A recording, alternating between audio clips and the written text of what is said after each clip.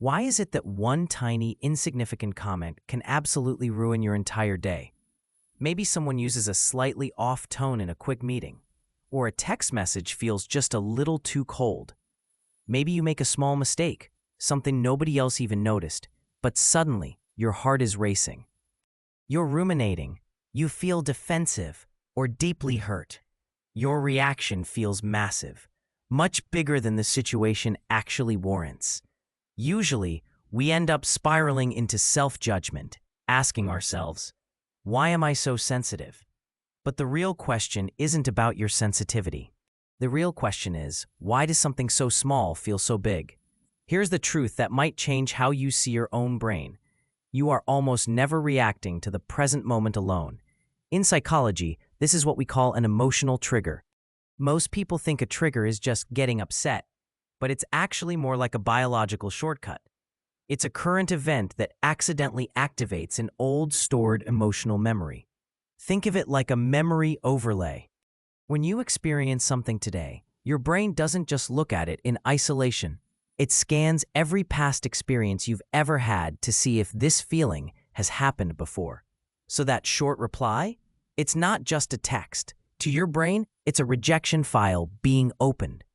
It feels immediate, but it is actually layered. To understand this, we have to look at how your brain organizes your life. Your brain isn't just a hard drive for facts. It's a high-speed engine for associative learning. Basically, your brain is a world-class linker. Every time you experience a strong emotion, like embarrassment, feeling left out, or being misunderstood, your brain creates a very specific file for that feeling. It notes the tone of voice used, the specific look on a person's face, or even the vibe of the room. Now, years later, when you encounter something even slightly similar, your brain pulls that old file and overlays it onto the present moment. It's not seeing what is happening now. It's seeing a ghost of what happened then.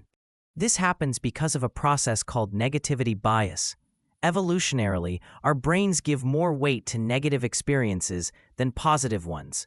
It's a survival mechanism. Missing one compliment doesn't matter, but missing one signal of social rejection could have been fatal for our ancestors.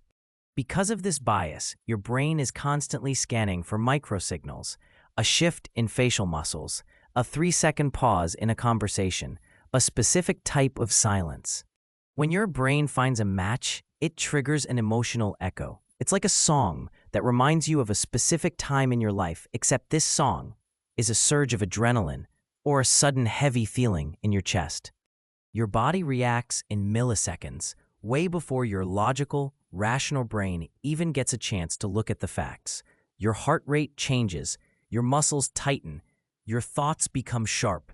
Only after the feeling hits do you try to explain it with a story, like they're mad at me or I'm failing, just to justify the echo you're already feeling. Here is the deeper reframe. The intensity of your reaction does not define the size of the problem. It simply defines the strength of the memory network behind it. Small triggers are usually connected to our most basic psychological needs. 1. The need to belong. 2. The need to be respected. 3. The need to feel safe. When those needs were hurt in your past, your brain learned to stay alert. You aren't weak for having a big reaction. It's just pattern recognition working a little too well. Your brain is trying to navigate using an old map. The problem isn't your sensitivity. It's outdated emotional coding. Once you see that, something shifts. Instead of asking, why am I like this, which is a question rooted in judgment, try asking, what does this remind my brain of? That single question moves you from a state of emotional flooding to a state of curiosity. And it is biologically very difficult to be intensely panicked and truly curious at the exact same time.